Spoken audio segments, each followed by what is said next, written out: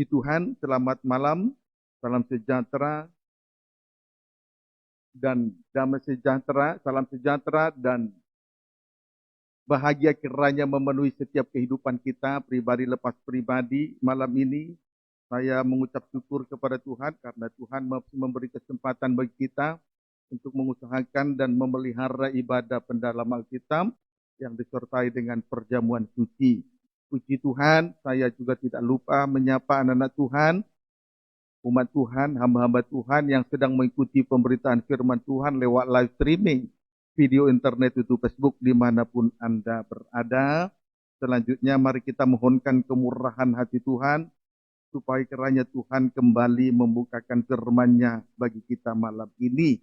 Kita segera sambut firman penggembalaan untuk ibadah pendalaman Alkitab dari Rut pasal yang kedua, ayat 20, bagian B langsung. Demikian Tuhan. Ya. Lagi kata Naomi kepadanya, Ya. orang itu kaum kerabat kita, dialah salah seorang yang wajib menebus kita. Lagi kata Naomi kepadanya, orang itu kaum kerabat kita, dialah salah seorang yang wajib menebus kita. Intinya di sini Naomi menjelaskan perihal Boas kepada Rut menantunya itu dalam dua hal. Di sini ya intinya Naomi menjelaskan perihal Boas kepada Rut menantunya itu dalam dua hal. Puji Tuhan, yang pertama, Boas adalah kerabat atau saudara terdekat dari Elimelek, suami Naomi yang sudah mati itu.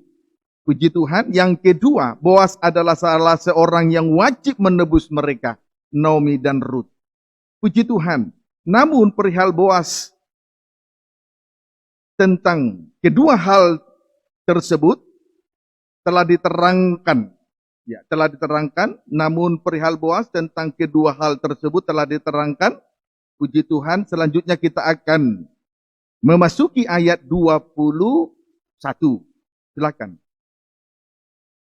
Karena perihal Boas atau kedua hal itu sudah dijelaskan lewat pemaparan firman Tuhan, maka sekarang kita akan memasuki ayat 21, silakan. Lalu kata Rut perempuan Moab itu, Ya. Lagi pula ia berkata kepadaku, Ya. tetaplah dekat pengerja-pengerjaku sampai mereka menyelesaikan seluruh penyabitan ladangku. Puji Tuhan. Penjelasan Naomi tersebut mengingatkan Rut kembali kepada perkataan yang pernah diucapkan Boas kepada Rut. Puji Tuhan. Penjelasan Naomi tersebut mengingatkan Rut kembali terhadap perkataan yang pernah diucapkan oleh Boas kepada Rut, yakni tetaplah dekat pengerja-pengerjaku sampai mereka menyelesaikan seluruh penyabitan ladangku. Puji Tuhan. Baik, kita lihat ayat 8. Sesudah itu berkatalah Boas kepada Rut, Ya. dengarlah dahulu anakku. Disinilah perkataan itu dinyatakan kepada Rut pada ayat 8. Terus, Tidak usah engkau pergi memungut helai ke ladang lain, ya, dan tidak usah juga engkau pergi dari sini. puji Tuhan, kita bersyukur karena hari ini sampai pada saat detik ini kita masih berada di ladang Tuhan. Tidak berada di ladang yang lain. Ladang si pemalas dan ladang dunia. Karena kedua ladang tersebut menghasilkan onak dan duri, dan itu sangat merugikan karena sifatnya menusuk dan menyakiti hidup gereja Tuhan. Kemudian terus, Tetapi tetaplah dekat pengerja-pengerjaku perempuan. Ya, tetapi tetaplah dekat pengerja-pengerjaku perempuan. Ya, inilah yang dimaksud oleh Rut itu. Jadi tetapi tetaplah dekat pengerja-pengerjaku perempuan. Jelas hal ini berbicara tentang persekutuan. Jelas hal ini berbicara tentang persekutuan. Kalau Boas berkata, tetapi tetaplah dekat pengerja-pengerjaku perempuan, itu berbicara tentang persekutuan. Amin, saudaraku. Puji Tuhan. Berbicara tentang persekutuan, bila dikaitkan dengan pengajaran tabernakel, itu terkena pada papan-papan jenang. Keluaran 26 ayat 15, 16. Demikian firman Tuhan. Haruslah engkau membuat untuk kemah suci papan dari kayu penaga yang berdiri tegak. Ayat 16. 10 hasta panjangnya, 1 papan, dan 1,5 hasta lebarnya tiap-tiap papan. 18. Haruslah engkau membuat papan-papan untuk kemah suci. 20 papan pada sebelah selatan. Ya. Terus? Juga untuk sisi yang kedua dari kemah suci pada sebelah utara, kau buatlah 20 papan. 22. Untuk sisi belakang kemah suci pada sebelah barat, haruslah kau buat 6 papan. Puji Tuhan. Membuat kemah suci dari papan-papan jenang. Ya. Membuat kemah suci dari papan-papan jenang. Kemah suci itu terdiri dari ruangan suci sampai dengan ruangan maha suci. Puji Tuhan. Kemudian papan jenang itu sebelah selatan 20 papan jenang. Di sebelah utara terdiri dari 20 papan jenang. Sedangkan sebelah barat atau bagian belakang terdiri dari 6 papan jenang. Amin, saudaraku. Puji Tuhan. Jadi ada suatu perintah untuk membuat kemah suci dari papan jenang. Kemah suci itu antara ruangan suci sampai ruangan maha suci. Puji Tuhan. Haleluya. Papan jenang itu di sebelah selatan terdiri dari 20 papan jenang. Sebelah utara 20 papan jenang. Sebelah barat atau bagian belakang terdiri dari 6 papan jenang. Kemudian ukuran dari satu papan jenang tingginya 10 hasta, lebarnya 1,5 hasta. Berarti 20 papan jenang jika disatukan sama dengan 30 hasta. Amin, saudaraku. 20 papan jenang kalau itu disatukan sama dengan 30 hasta. Karena tingginya tadi 10 hasta, lebar dari setiap papan itu 1,5 hasta. Jadi kalau papan jenang itu terdiri dari 20 papan jenang, kalau disatukan seluruhnya 30 hasta, itu jelas menunjuk ruangan suci dan ruangan maha suci. Panjang ruangan suci sama dengan 20 hasta, sedangkan ruangan maha suci 10 hasta. Puji Tuhan. Ayat 26 sampai 27. Juga haruslah kau buat kayu lintang dari kayu penaga. 5 untuk papan-papan pada sisi yang satu dari kemah suci. Terus sampai 27. 5 kayu lintang untuk papan-papan pada sisi yang kedua dari kemah suci. Dan 5 kayu lintang untuk papan-papan pada sisi kemah suci yang merupakan sisi belakangnya pada sebelah barat.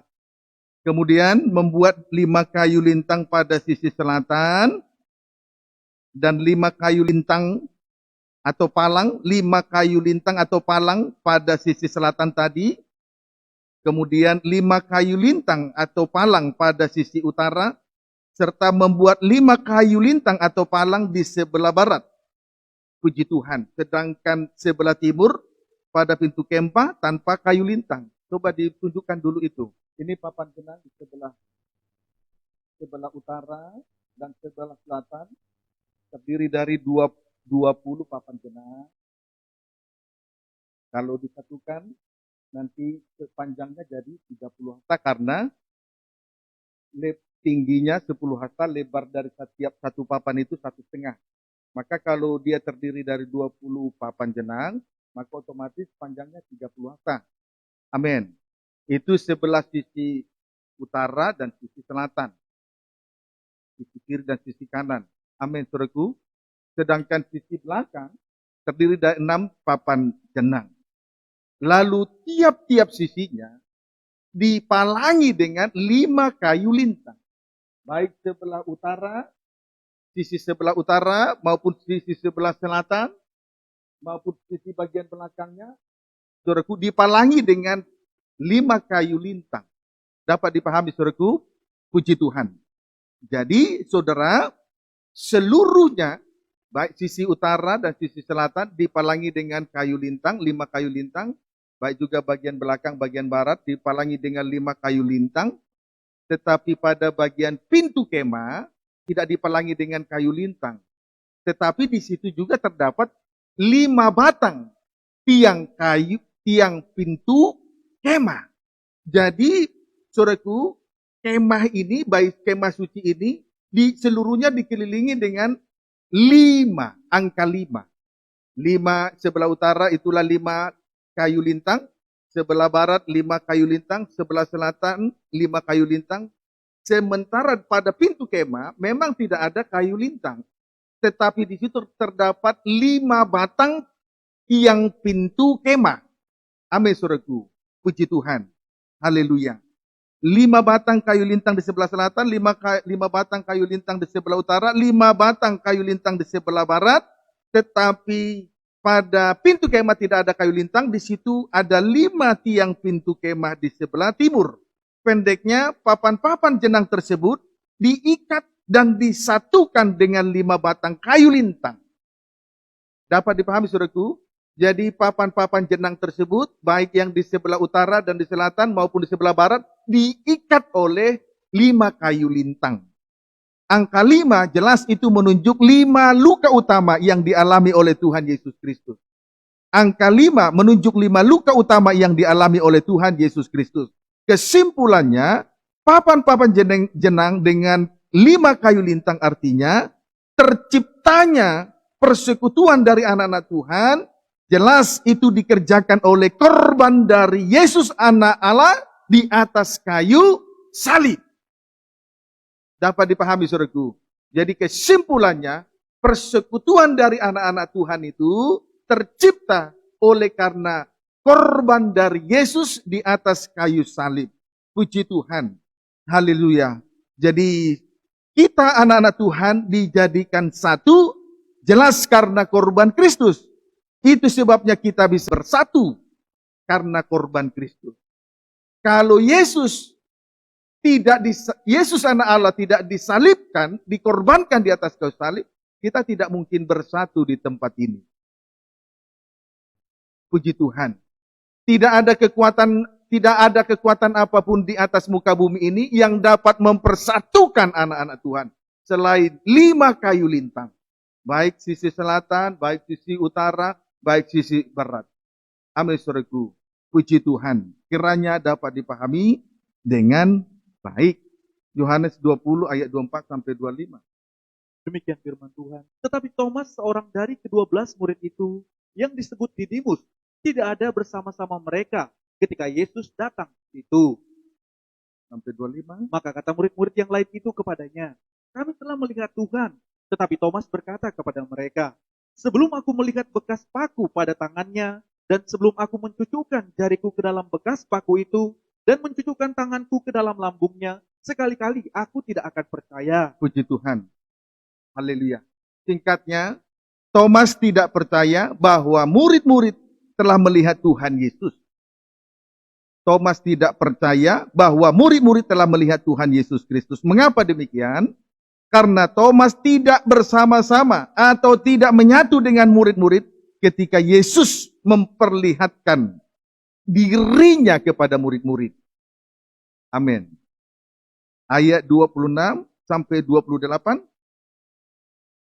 8 hari kemudian, murid-murid Yesus berada kembali dalam rumah itu. Ya. Dan Thomas bersama-sama dengan mereka. Ya. Sementara pintu-pintu terkunci, Yesus datang dan ia berdiri di tengah-tengah mereka dan berkata, damai sejahtera bagi kamu. Kemudian ia berkata kepada Thomas, taruhlah jarimu di sini dan lihatlah tanganku. Ulurkanlah tanganmu dan cucukkan ke dalam lambungku, dan jangan engkau tidak percaya lagi, melainkan percayalah. Thomas menjawab dia, ya Tuhanku dan Allahku. Puji Tuhan.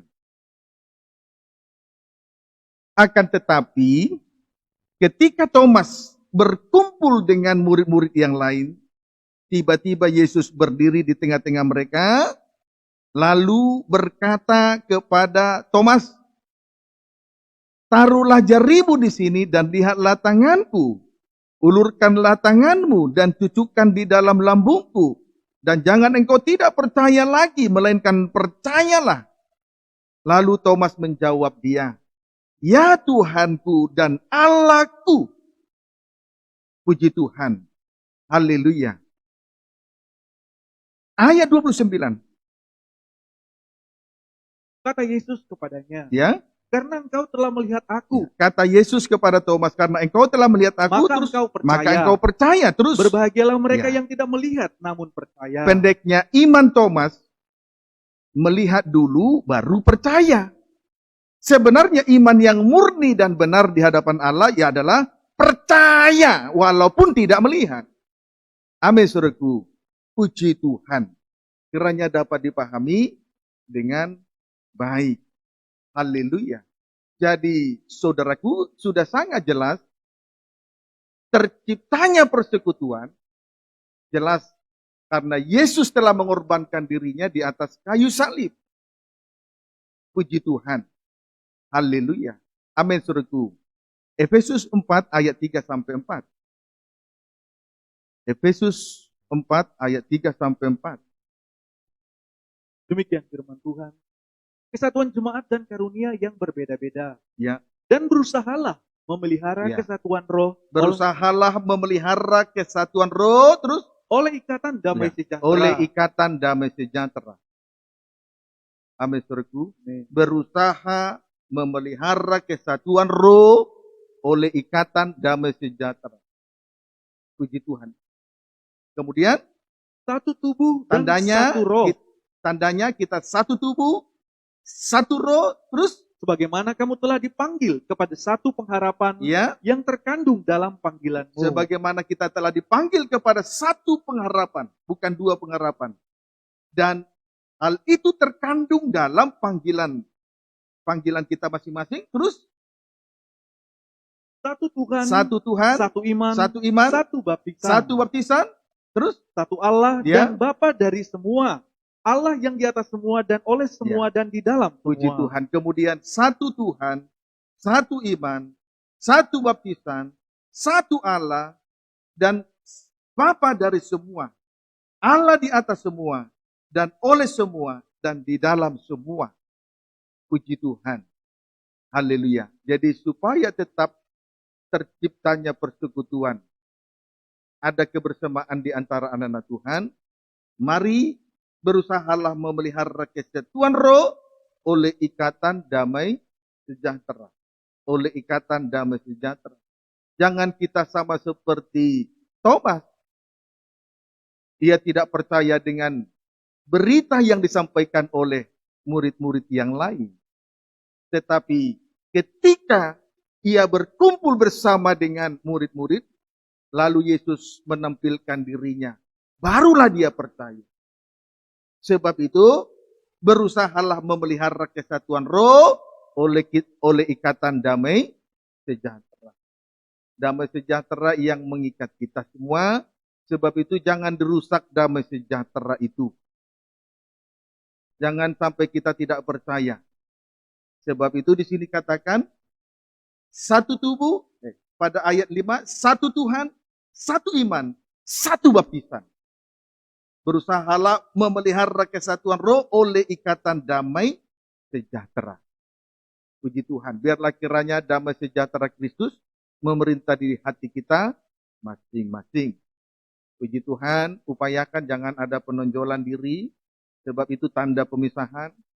Jangan sampai ada kekerasan hati dan lain sebagainya dan lain sebagainya. Berusahalah memelihara kesatuan roh oleh ikatan damai sejahtera. Puji Tuhan. Haleluya. Sekarang tujuan dari persekutuan, kita kembali membaca Rut pasal yang kedua. Rut pasal yang kedua, ayat 21. Rut 2 ayat 21 terus. Demikian firman Tuhan. Ya.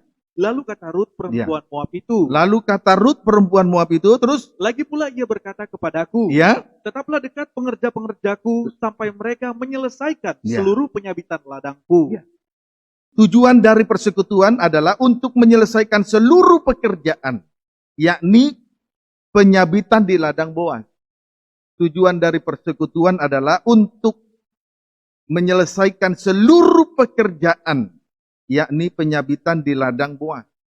Saudara, kita semua harus ada di dalam persekutuan yang baik dan persekutuan yang indah di hadapan Tuhan, supaya kita dapat menyelesaikan seluruh pekerjaan Allah. Saya tidak bisa menyelesaikan pekerjaan ini dengan kekuatan saya sendiri. Demikian juga sidang jemaat. Harus tetap di dalam persekutuan.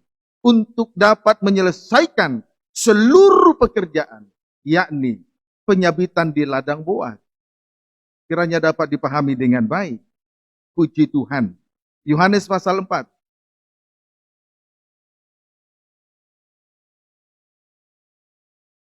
Mari kita berusaha memelihara kesatuan roh oleh ikatan damai sejahtera. Jangan dirusak damai sejahtera.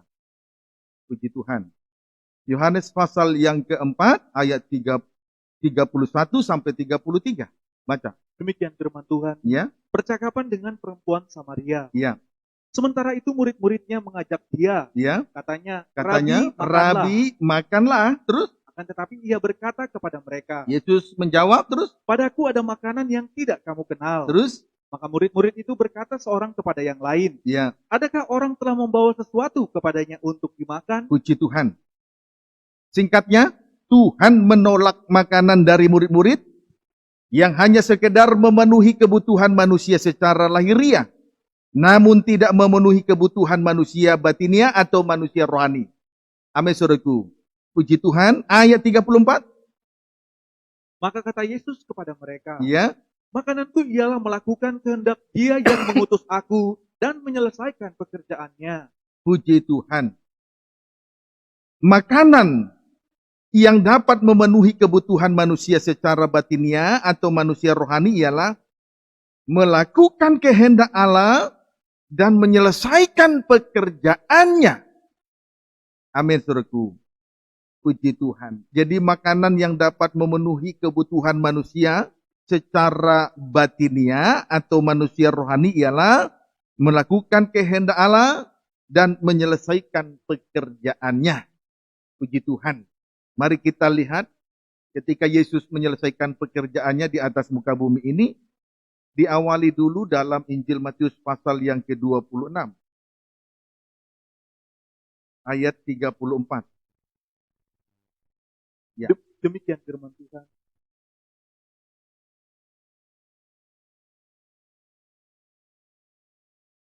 Ayat 42 maksud saya. Di taman Getsemani. Iya.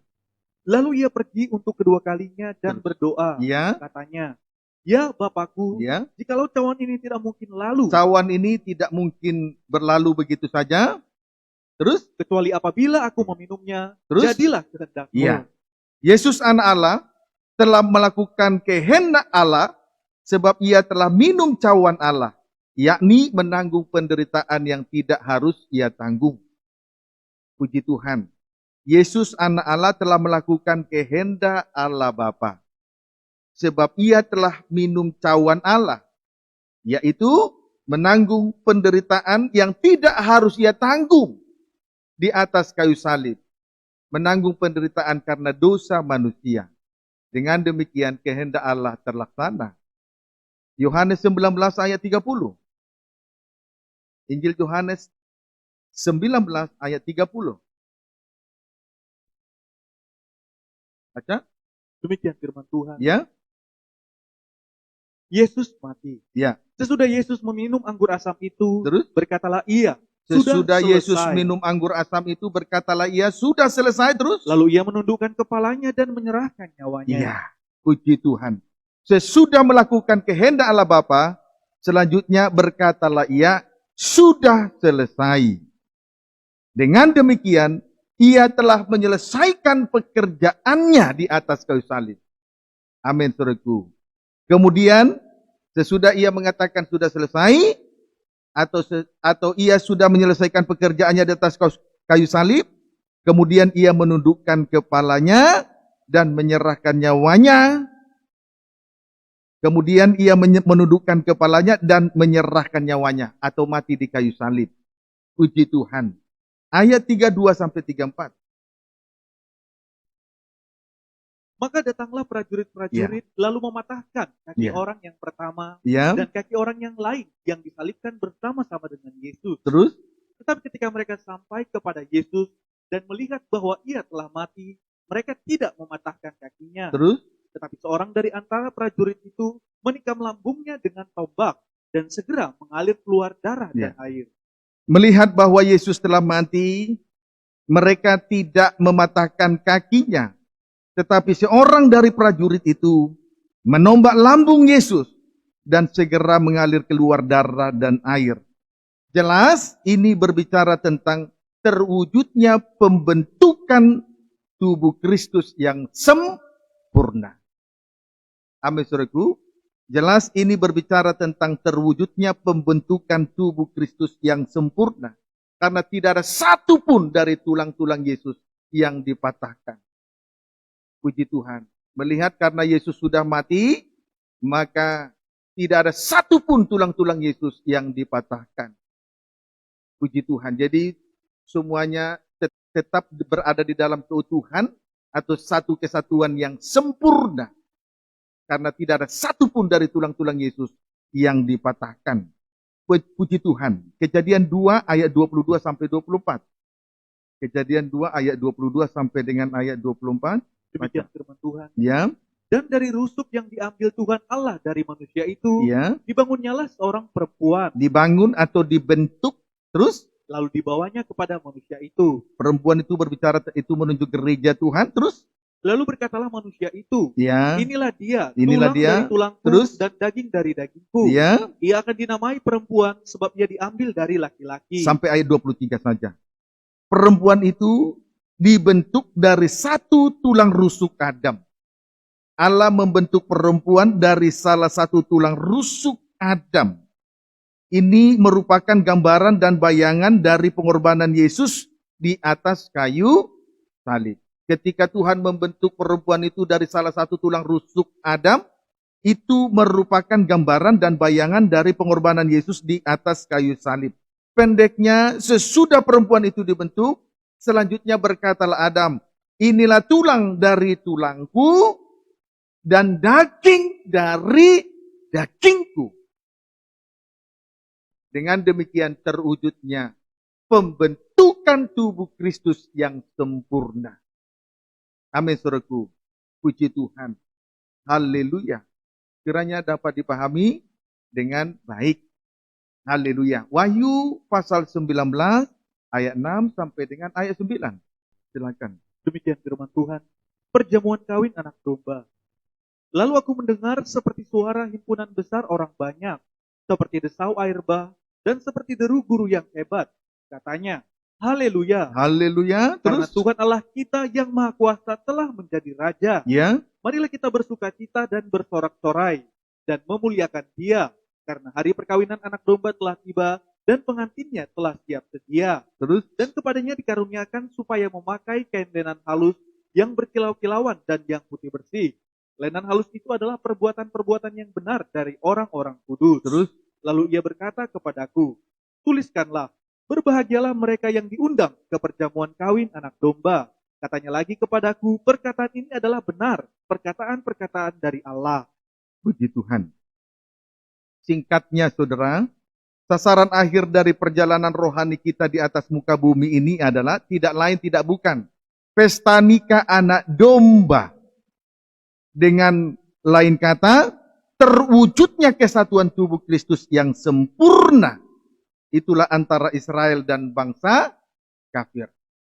Amin, saudaraku. Puji Tuhan. Haleluya. Jadi dengan demikian, ia telah menyelesaikan pekerjaannya di atas muka bumi ini. Dengan demikian, Tuhan sudah menyelesaikan pekerjaannya di atas muka bumi ini. Puji Tuhan. Sekarang praktek menyelesaikan pekerjaan Allah. Kita kembali memperhatikan Injil Yohanes pasal yang ke-4 ayat 35. Injil Yohanes 4 ayat 35. Boleh baca ayat 34 mulai? Demikian firman Tuhan. Ya. Kata Yesus kepada mereka, Ya. makananku ialah melakukan kehendak Dia Ya. yang mengutus aku Melakukan kehendak Allah Bapa, terus dan menyelesaikan dan pekerjaannya. menyelesaikan pekerjaannya. Kita sudah melihat pekerjaan itu sudah diselesaikan dan nanti penggenapannya adalah pesta nikah anak domba. Sebab itulah sasaran akhir dari perjalanan rohani kita di atas muka bumi ini. Menjadi mempelai Tuhan. Itulah tubuh Kristus yang sempurna. Amin, saudaraku. Puji Tuhan. Haleluya. Lalu pada ayat 35, Bukankah kamu mengatakan, 4 bulan lagi tibalah musim menuai? ya, Tetapi aku berkata kepadamu, ya, lihatlah sekelilingmu dan pandanglah ladang-ladang yang sudah menguning dan matang untuk dituai. puji Tuhan. Terlebih dahulu kita perhatikan kalimat dari ayat ini, yang kita perhatikan adalah 4 bulan lagi tibalah musim menuai. Bukankah kamu mengatakan 4 bulan lagi tibalah musim menuai? Puji Tuhan. Jelas ini menunjuk waktu yang tepat di mana akan terjadi kegerakan, yakni 4 bulan, sama dengan 4 kali 30 hari, sama dengan 120 hari. Amin, saudaraku. Jadi dengan kalimat bukankah kamu mengatakan 4 bulan lagi tibalah musim menuai? Puji Tuhan, jelas ini menunjuk waktu yang tepat di mana akan terjadi suatu kegerakan. Yakni 4 bulan sama dengan 4 kali 30 hari, sama dengan 120 hari. Puji Tuhan, berbicara 120, tentu saja mengingatkan kita dengan kisah di loteng Yerusalem, bukan? Di mana 120 murid-murid dipenuhkan dengan Roh El Kudus. Murid-murid dipenuhkan dengan Roh El Kudus. Kemudian 120 Yobel atau 120 kali 50 sama dengan 6.000 tahun. Jelas itu menunjuk zaman Allah Roh Kudus atau kegerakan hujan akhir. Coba ditampilkan itu peta zaman. Tadi 120 Yobel atau 120 kali 50. Itu tahun Yobel. Sama dengan 6.000 tahun. Amin, saudaraku. 6.000 tahun. Kalau dibagi 2000 tahun yang pertama itu zaman Allah Bapa.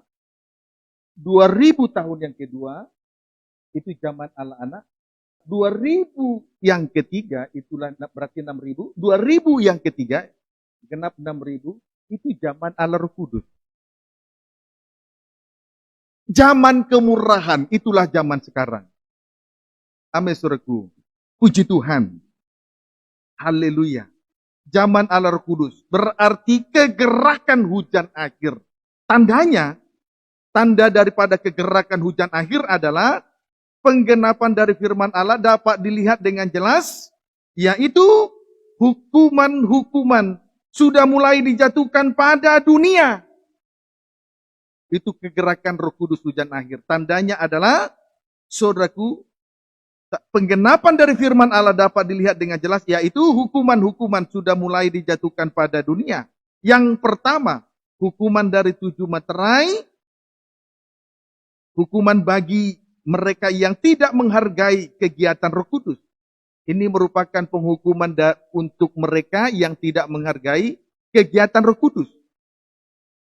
Zaman Allah Roh Kudus, zaman kemurahan sekarang ini.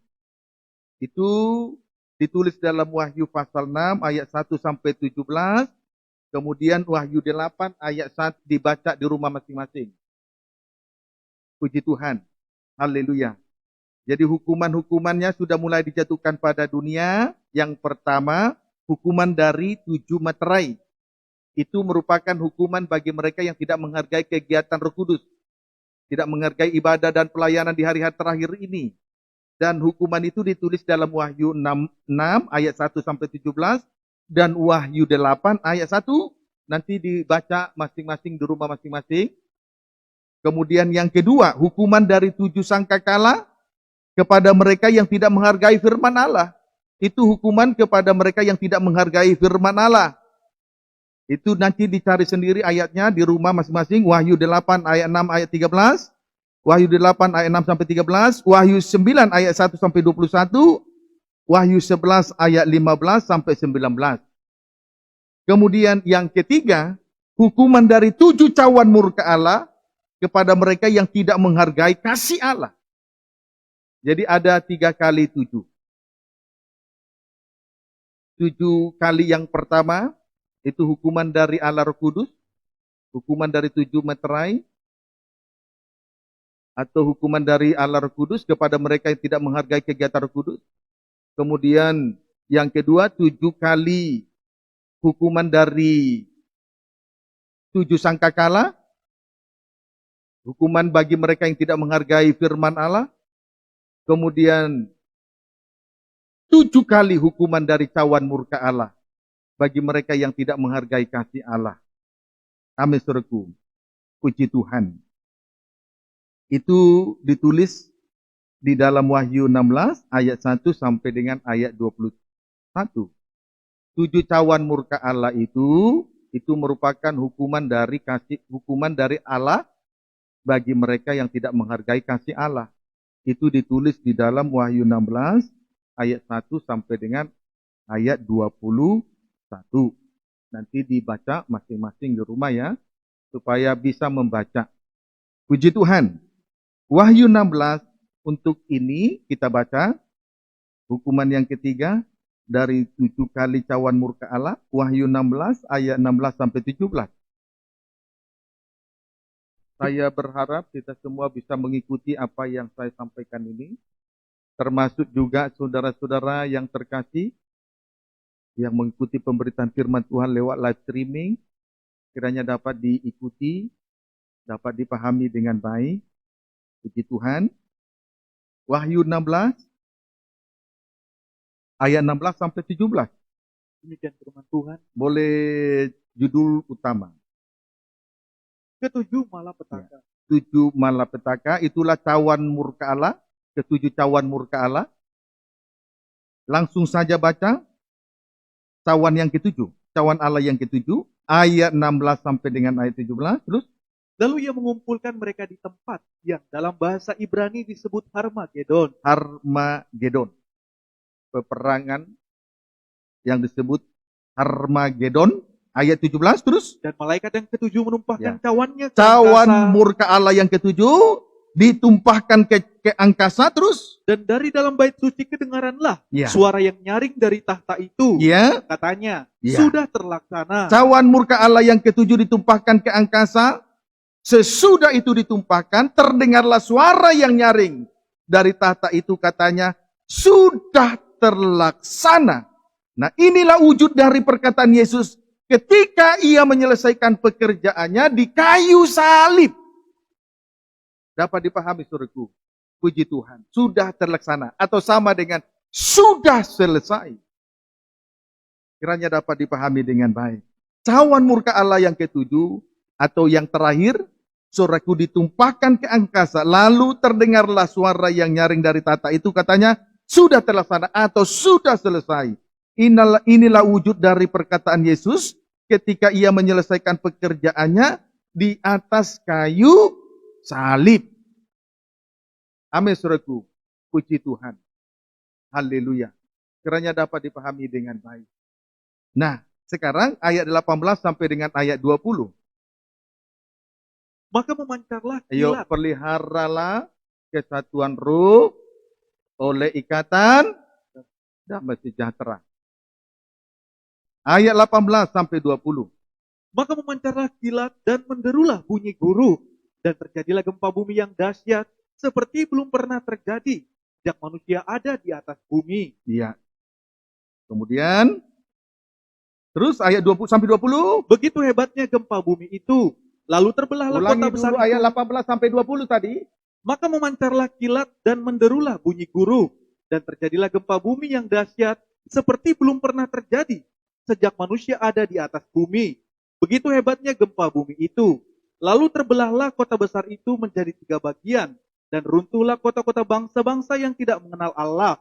Maka teringatlah Allah akan Babel yang besar itu untuk memberikan kepadanya cawan yang penuh dengan anggur kegeraman murkanya. Terus? Dan semua pulau hilang lenyap dan tidak ditemukan lagi gunung-gunung. Ketika setelah cawan murka Allah yang ketujuh itu ditumpahkan di angkasa, lalu terbelahlah kota besar itu menjadi 3 bagian. Bagian yang pertama, kota dari naga itu. Kemudian bagian yang kedua adalah kota antikris. Bagian yang ketiga adalah kota dari nabi-nabi palsu. Singkatnya, kota Babel yang besar itu sudah dihancurkan. Itu sebabnya pada ayat 20, semua pulau hilang lenyap dan tidak ditemukan lagi gunung-gunung. Puji Tuhan. Haleluya. Jadi, saudara, inilah yang akan terjadi. Ketika Yesus berkata di atas kayu salib, Sudah selesai. Bagi mereka yang masuk dalam pesta nikah anak domba, itu merupakan keselamatan bagi mereka. Tetapi bagi mereka yang tidak masuk dalam pesta nikah anak domba, itu merupakan penghukuman. Seperti Tuhan menghukum dunia ini dengan 3 kali 7. 7 yang pertama itulah hukuman dari 7 meterai. 7 yang kedua itulah penghukuman dari 7 sangkakala. 7 yang ketiga, yang terakhir adalah 7 cawan murka Allah. Amin, saudaraku. Puji Tuhan. Inilah wujud dari perkataan Yesus di atas kayu salib. Sudah selesai. Bagi mempelai perempuan itu tanda keselamatan. Tetapi bagi dunia itu merupakan penghukuman. Kiranya dapat dipahami dengan baik. Amin, saudaraku. Nah, saudara, tentu supaya kita juga mendapat bagian dari keselamatan yang dikerjakan oleh Yesus di atas kayu salib, karena memang ia sudah menyelesaikan pekerjaannya di atas kayu salib, mulai dari sejak sekarang, tentu saja kita harus menyerahkan diri kita ini sepenuhnya kepada Tuhan. Diawali dari persekutuan. Di mana tadi Naomi berkata, di mana tadi Boas berkata, sesudah Naomi menjelaskan perihal Boas tentang 2 perkara. Yang pertama tadi sebagai kerabat, yang kedua sebagai penebus. Sesudah Ibu Naomi menjelaskan perkara itu, tiba-tiba Rut teringat dengan perkataan Boas yang mengatakan dalam Rut pasal 2 ayat 8, tetaplah dekat pengerja-pengerjaku. Artinya tetap berada di dalam persekutuan yang baik antara yang satu dengan yang lain. Amin, saudaraku. Puji Tuhan. Tujuan dari persekutuan itu untuk menyelesaikan pekerjaan, seluruh pekerjaan, yakni penyabitan di ladang Boas. Berarti itu berbicara tentang penuaian. Amin, saudaraku. Maka sudah sejak dari sekarang, kita seharusnya berada di dalam persekutuan yang indah. Itu sebabnya di atas tadi saya berulang-ulang mengatakan, berusahalah memelihara kesatuan roh oleh ikatan damai sejahtera. Jangan sampai kita tidak berada dalam kesatuan roh oleh karena roh-roh yang asing, termasuk roh jahat dan roh najis. Dapat dipahami, saudaraku? Puji Tuhan. Nah, saudaraku, syarat untuk menghadapi atau lepas dari hukuman yang akan dijatuhkan pada dunia. Mari kita belajar ya. Yohanes pasal 4. Injil Yohanes pasal 4. Ayat 35. Demikian firman Tuhan. Terus? Bukankah kamu mengatakan, Ya. 4 bulan lagi tibalah musim menuai? Ya. Tetapi aku berkata kepadamu, Terus? lihatlah sekelilingmu, Ya. dan pandanglah ladang-ladang yang sudah menguning dan matang untuk dituai. Matang untuk dituai. Artinya, gereja Tuhan sudah selekasnya berada dalam keadaan yang matang rohani. Dengan kata lain, dewasa rohani. Itulah suatu kehidupan yang siap dituai. Inilah keadaan yang siap dituai. Matang rohani, dewasa rohani. Inilah keadaan rohani yang siap dituai. Di akhir zaman nanti. Kiranya dapat dipahami dengan baik. Kemudian, Yesus kembali berkata, lihatlah sekelilingmu dan pandanglah ladang-ladang yang sudah menguning dan matang untuk dituai. Pendeknya, Yesus memandang perempuan Samaria tersebut sebagai ladang tuayan. Pendeknya, Yesus memandang perempuan Samaria tersebut sebagai ladang tuayan. Sebab Injil Yohanes pasal 4 itu berbicara tentang percakapan antara Yesus dengan perempuan Samaria. Dapat dipahami? Puji Tuhan. Haleluya. Yesus memandang perempuan Samaria tersebut sebagai ladang tuai. Mari kita pandang sekeliling. Lihat sekeliling. Lihat sekeliling masing-masing. Puji Tuhan. Dan pandanglah ladang yang sudah menguning dan matang untuk dituai. Jadi lihat sekeliling. Pandang sekelilingmu sebagai ladang tuaian. Jangan pandang dia dengan hawa nafsu, kejahatan, kenajisan. Pandang dia sebagai ladang tuaian. Itu tandanya bahwa kita dari sejak sekarang sudah berada dalam persekutuan yang indah dengan Tuhan dan sesama. Sebab itu selanjutnya Yesus berkata, lihat sekelilingmu, pandang sekelilingmu sebagai ladang tuaian. Puji Tuhan, supaya kita siap nanti menghadapi penghukuman yang terakhir, 7 cawan murka Allah. Yang terakhir, cawan yang ke-7, ditumpahkan ke atas angkasa. Lalu meledaklah bumi.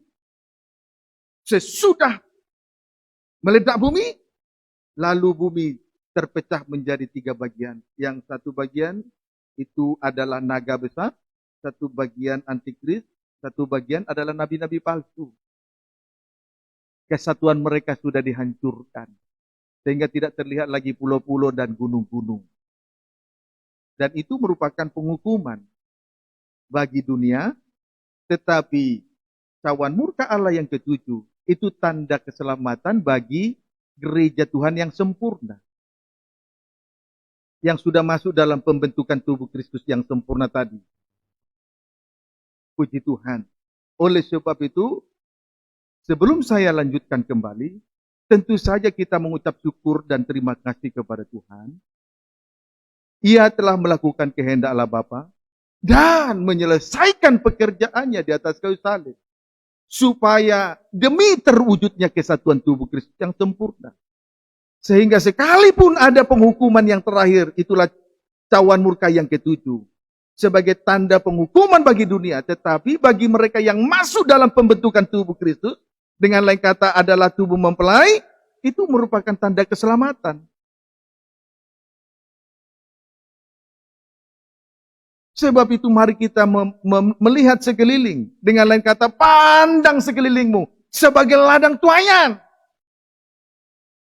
Jangan pandang dengan hawa nafsu.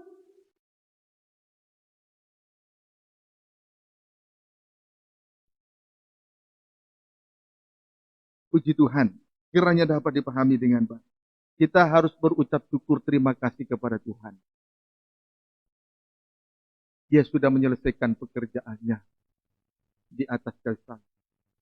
Puji Tuhan. Haleluya. Nah, kita lihat. Apakah memang Tuhan Yesus melakukan seperti apa yang dia katakan kepada murid-murid? Lihat sekelilingmu, pendeknya pandanglah dia sebagai ladang tuaian. Apakah dia melakukan itu? Apakah perkataan Yesus sesuai dengan perbuatannya? Mari. Injil Yohanes pasal yang keempat, ayat 13 sampai dengan ayat yang ke-14. Demikian firman Tuhan. Ya. Jawab Yesus kepadanya, Boleh baca ayat 12. adakah engkau lebih besar dari bapa kami Yakub Ya. yang memberikan sumur ini kepada kami, Ya. dan yang telah minum sendiri dari dalamnya, Ya. ia serta anak-anaknya dan ternaknya? Awalnya perempuan Samaria ini melihat Yakub lebih besar daripada Yesus sendiri. Puji Tuhan, karena memang dia tidak mengenal, karena memang antara Samaria dengan orang Yahudi masih tetap berseberangan, tidak ada pertemuan.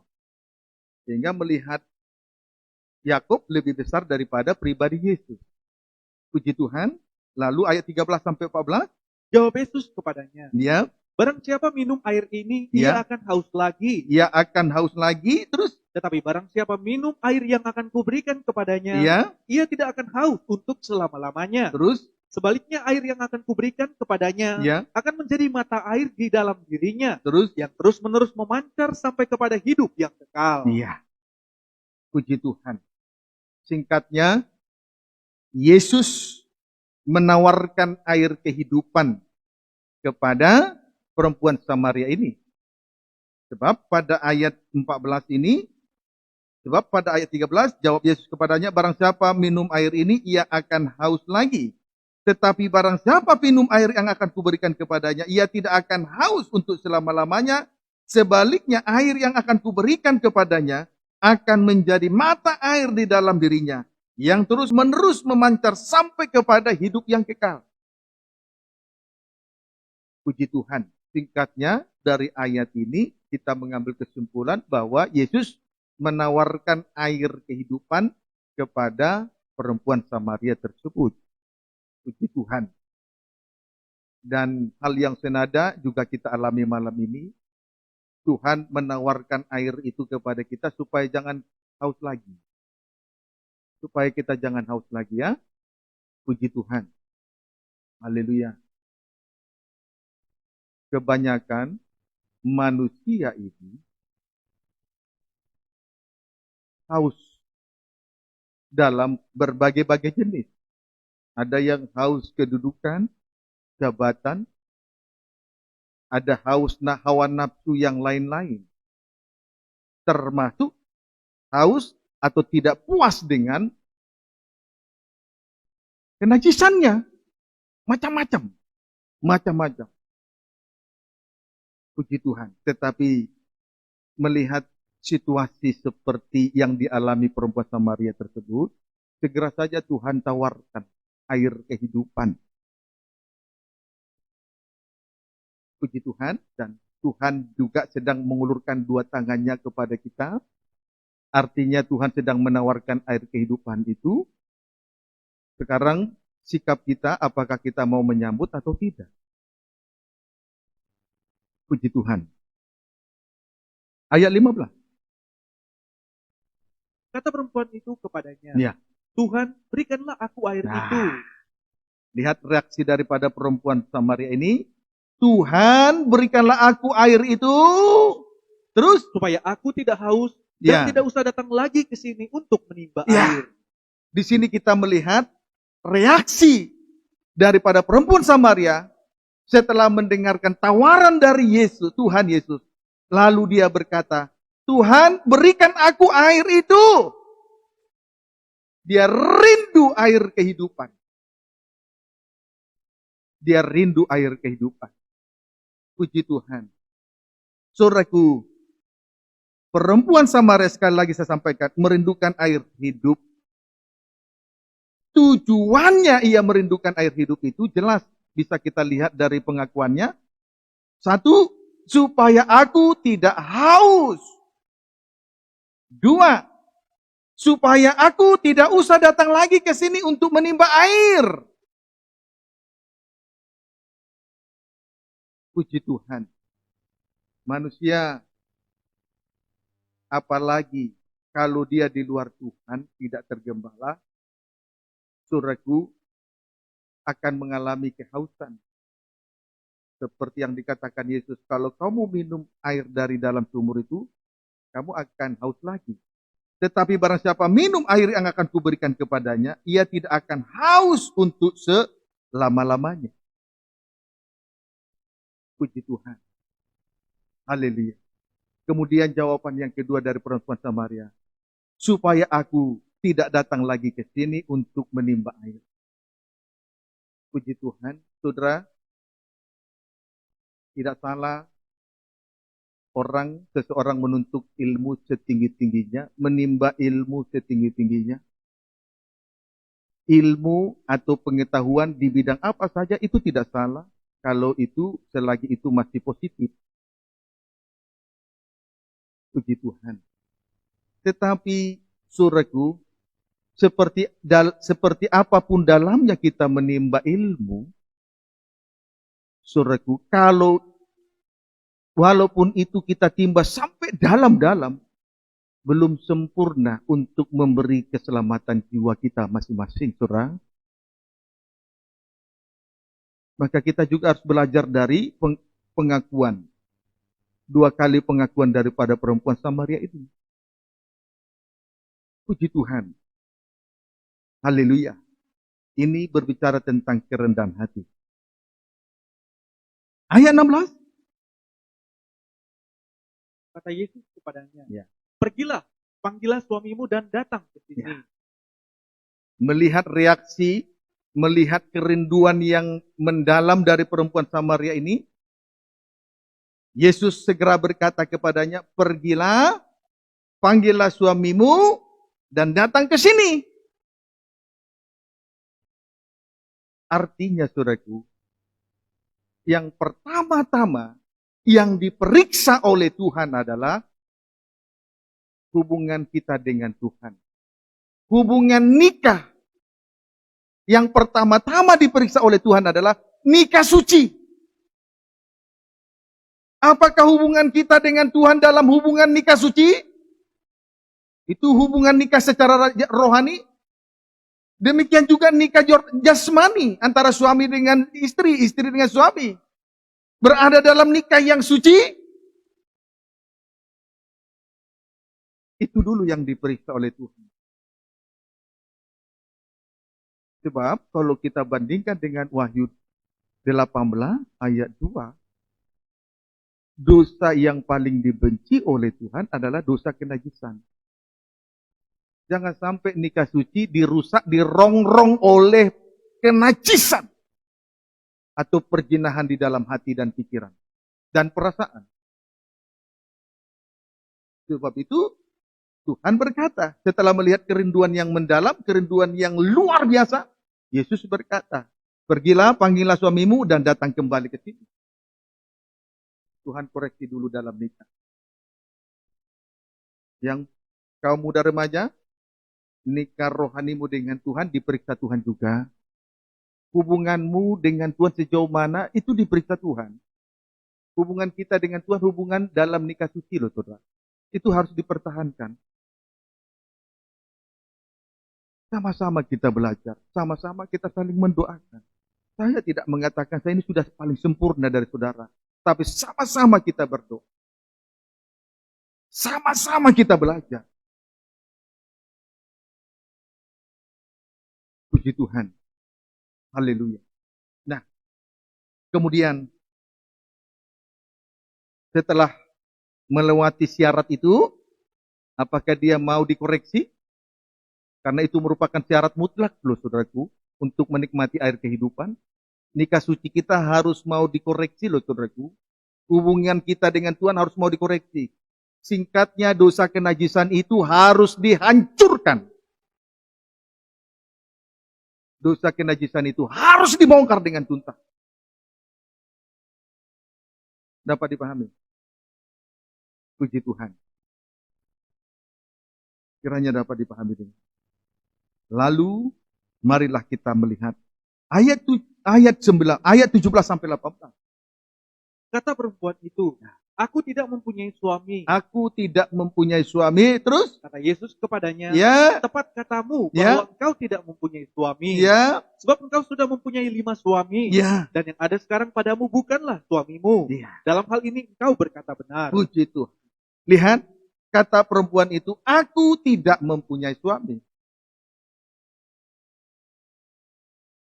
Jawaban ini menunjukkan bahwa perempuan Samaria ini mengakui seluruh dosa kenajisannya.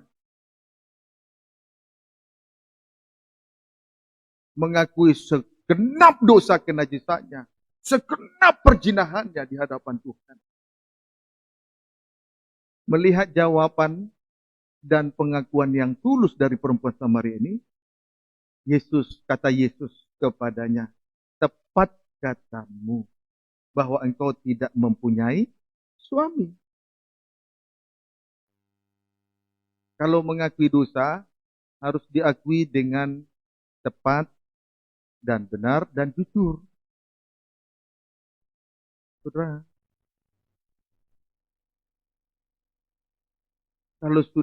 kalau mengakui dosa harus diakui dengan benar, dengan jujur, dengan tulus, dengan ikhlas. Karena tidak mungkin kalau kita sudah tuntas mengakui semua dosa, tidak mungkin kita melakukan lagi. Tapi kalau ada keinginan untuk menyembunyikan sebagian lagi dosa kenajisan, maka ini tidak tertutup kemungkinan setan akan menuntut dia untuk kembali mengulangi dosa yang sama. Melihat jawaban yang jujur dan tulus dan benar dari perempuan Samaria, lalu Yesus berkata kepadanya, tepat katamu, bahwa engkau tidak mempunyai suami. Sebab ternyata perempuan Samaria ini sudah mempunyai 5 laki-laki. Dia sudah hidup dengan 5 laki-laki. Lalu yang ada sekarang padamu, ketika dia berbicara dengan Yesus, itu juga bukan suaminya.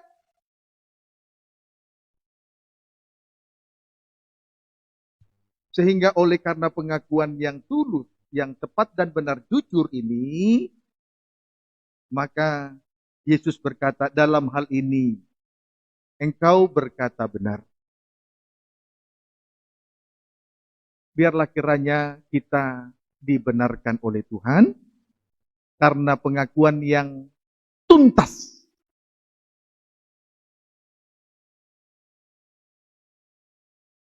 Karena kita mau mengakui dosa dengan tuntas. Pemuda-pemuda yang sudah mengaku dosa, jangan diulangi ya. Berusaha memelihara kesatuan roh oleh ikatan damai sejahtera. Berkali-kali saya bilang kepada pemuda, kalau engkau melihat kenajisan menggodamu, langsung tengking dalam hatimu. Yang perempuan jangan suka menggoda juga. Supaya kita bisa fokus melayani pekerjaan Tuhan ini. Pekerjaan Tuhan itu besar.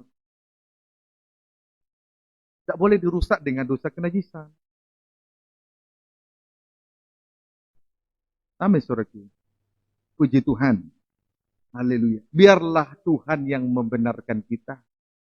Karena seringkali saya melihat, masih saja ada di antara kita membenarkan dirinya dengan bahasa-bahasa yang tidak diakui. Dia melakukan kesalahan, tapi dia benarkan dirinya. Banyak cara orang membenarkan dirinya. Bisa dengan gerak-gerik, bisa dengan air mata. Bisa dengan mulut yang tidak pernah bisa berhenti untuk membenarkan dirinya. Macam-macam. Tetapi di sini kita melihat bahwa perempuan Samaria ini ketika nikahnya dituntut, dia mengakui dengan tuntas. Akhirnya Tuhan berkata kepadanya, tepat katamu bahwa engkau tidak mempunyai suami. Lalu kemudian Tuhan berkata, dalam hal ini engkau berkata benar. Tuhan yang membenarkan perempuan Samaria. Demikian juga Tuhan yang membenarkan kita. Kalau kita mau betul-betul mengakui dosa kita dengan sebenar-benarnya. Biar Tuhan yang membenarkan. Dapat dipahami saudara. Puji Tuhan. Lalu pada ayat 19. Kata perempuan itu kepadanya, Ya. Tuhan, nyata sekarang padaku bahwa engkau seorang nabi. Sampai akhirnya Tuhan mencelikkan mata rohaninya. Dia dapat melihat pribadi Yesus sebagai seorang nabi. Tugas nabi adalah bernubuat. Untuk menyingkapkan segala rahasia yang terselubung. Menyingkapkan segala dosa yang disembunyikan. Sama dengan dosa dibongkar dengan tuntas. Dia mengakui bahwa Yesus seorang nabi. Biarlah kiranya kita mengakui pembukaan firman Tuhan malam ini. Jangan keraskan hati. Puji Tuhan. Haleluya. Ayat 20. Lihat. Tulis ciri-ciri. Kalau sudah dibenarkan oleh Tuhan, dalam kurung, dosa sudah dibongkar dengan tuntas. Ciri-ciri, dosa dibongkar dengan tuntas. Atau nikah sudah disucikan. Lihat ciri-cirinya dosa dibongkar dengan tuntas. Ayat 20 baca. Nenek moyang kami menyembah di atas gunung ini. Tetapi kamu katakan bahwa Yerusalemlah tempat orang menyembah. Singkatnya, perempuan Samaria ini sudah berada pada penyembahan. Ada kerinduan, ada gairah untuk menyembah kepada Tuhan. Tuhan menuntut supaya kita hidup supaya ibadah kita berada pada tingkat yang tertinggi. Itulah doa penyembahan. Itu yang Tuhan tuntut dari kehidupan kita masing-masing. Ini sudah ciri kalau seseorang dosanya sudah dibongkar dengan tuntas. Ibadahnya sudah berada pada tingkat yang tertinggi. Doa penyembahan. Doa penyembahan itu semata-mata bukan hanya sekedar berlutut. Saya tahu ada di antara kita menyembah tapi sekedar berlutut. Dari mana saya tahu dia sekedar berlutut? Dari tabiatnya. Dari pikirannya. Dari perasaannya yang tidak baik. Pokoknya intinya kalau liar, ini penyembahannya masih sekedar berlutut. Belum dalam tanda penyerahan diri sepenuh untuk taat kepada kehendak Allah. Kalau ibadah sudah berada pada tingkat yang tertinggi, kalau kita sudah berada pada doa penyembahan dan menikmatinya, dia berapa jam saja, tunggu, itu bisa dinikmati. Tidak ada titik jenuh. Justru itu merupakan kesempatan untuk menumpahkan isi hati kita kepada Tuhan. Amin. Hebat sekali loh cara Tuhan untuk mempersiapkan kehidupan kita untuk menjadi ladang tuaya. Tuhan giring kita sampai kepada penyembahan. Sebagaimana Tuhan menggiring perempuan Samaria ini sampai kepada dua penyembah. Itu loh hebatnya Tuhan. Manakala sudah matang berarti siap dituai. Sehingga penghukuman dari 7 materai, penghukuman dari 7 sangkakala, penghukuman dari 7 cawan murka Allah, itu hanya berlaku pada dunia. Tapi itu merupakan tanda keselamatan bagi mempelai Tuhan yang sudah matang dewasa rohani. Rohaninya sudah pada puncaknya, itulah doa penyembahan. Namanya saudaraku, kita bersyukur kepada Tuhan. Hati kita malam ini diperkuat oleh kasih karunia, bukan? Haleluya. Puji Tuhan. Belajar bijaksana, belajar dewasa semua di Tuhan. Kemudian ayat 21. Kata Yesus kepadanya, Ya. percayalah kepadaku, hai perempuan. Ya. Selanjutnya Yesus berkata kepadanya, percayalah kepadaku, hai perempuan. Sesudah dosa dibongkar dengan tuntas, kemudian ada gairah di dalam penyembahan, barulah Yesus menyebut dia untuk pertama kali, hai perempuan. Inilah kehidupan yang sudah dibentuk. Sebagaimana setelah perempuan itu dibentuk, lalu Adam berkata kepada perempuan itu, inilah tulang dari tulangku, inilah daging dari dagingku.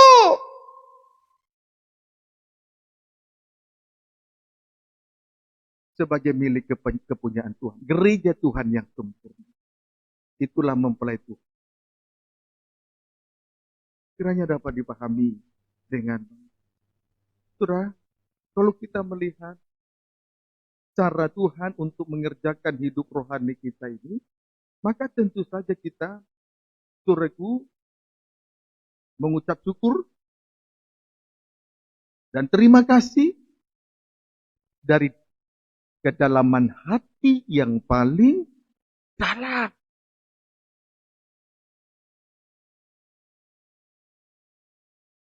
Puji Tuhan.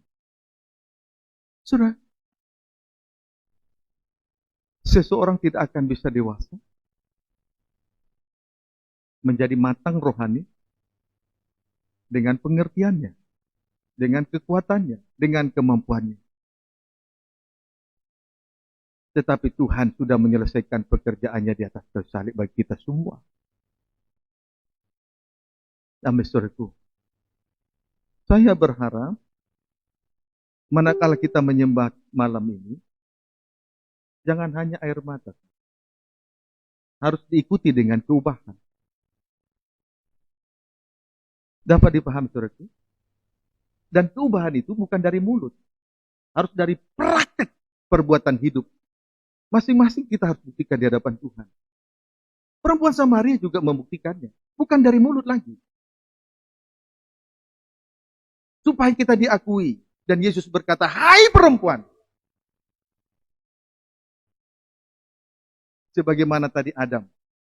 Sesudah perempuan itu dibentuk dari salah satu tulang rusuk Adam, lalu Adam berkata kepada perempuan itu, inilah daging dari dagingku, tulang dari tulangku. Sebagaimana Yesus mengakuinya kepada perempuan Samaria. Hai perempuan. Biar kita semua berada dalam kedewasaan rohani, matang rohani, supaya kita diakui jadi mempelai Tuhan. Siap untuk dituai. Puji Tuhan. Nah, sekarang kita memperhatikan. Ayat berapa sekarang? 21, loncat ayat 24 sampai 26. Allah itu roh, Iya. dan barang siapa menyembah dia, harus menyembahnya dalam roh dan kebenaran. Terus? Jawab perempuan itu kepadanya, Iya. aku tahu bahwa Mesias akan datang, Iya. yang disebut juga Kristus. Apabila ia datang, ia akan memberitakan segala sesuatu kepada kami. Terus? Kata Yesus kepadanya, akulah dia yang sedang berkata-kata dengan kau. Puji Tuhan. Sampai akhirnya Kristus menjadi kepala atas kehidupan perempuan Samaria tersebut. Barulah pada ayat 27, datanglah murid-murid Yesus dan mereka heran bahwa ia sedang bercakap-cakap dengan seorang perempuan. Tetapi tidak seorang pun yang berkata, apa yang engkau kehendaki? Atau apa yang engkau percakapkan dengan dia? Lalu ayat 28. Maka perempuan itu meninggalkan tempayannya di situ, Iya. lalu pergi ke kota dan berkata kepada orang-orang yang di Ayat situ. 28, akhirnya meninggalkan tempayannya. Itu kehidupan yang lama. Dosa kenajisan, tidak puas dengan kenajisan. Ayat 29. Mari lihat, Iya. di sana ada seorang yang mengatakan kepadaku segala sesuatu yang telah kuperbuat. Iya. Mungkinkah dia Kristus itu? Sampai pada akhirnya dia menjadi suatu kesaksian yang besar kepada orang-orang Samaria. Tempayannya ditinggalkan. Itu gambaran manusia daging. Di situ dosa itu berkuasa, termasuk kepuasan terhadap kenajisannya. Ayat 29. Perempuan Samaria ini menjadi kesaksian yang besar. Untuk memenangkan seisi kota Samaria. Kita ini sekarang ada di kota Kudus. Kota Yerusalem. Biar kita menjadi kesaksian yang besar. Kalau di kota Kudus saja kita tidak bisa menjadi kesaksian, saya ragukan. Di luar ibadah pun tidak bisa menjadi kesaksian. Saya ragukan. Bisa lebih parah lagi. Kiranya dapat dipahami dengan baik. Namanya saudaraku, ayat terakhir, Rut pasal 2.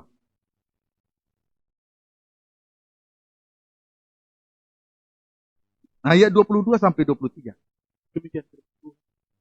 Lalu berkatalah Naomi kepada Rut menantunya itu, Ya, ya anakku, ya anakku, sebaiknya engkau keluar bersama-sama dengan pengerja-pengerjanya perempuan. ya, tetap dalam persekutuan, jangan lupa, baiknya engkau keluar bersama-sama dengan pengerja-pengerjanya perempuan, terus Supaya engkau jangan disusahi Ya. orang di ladang lain. puji Tuhan, supaya engkau jangan disusahi orang di ladang lain.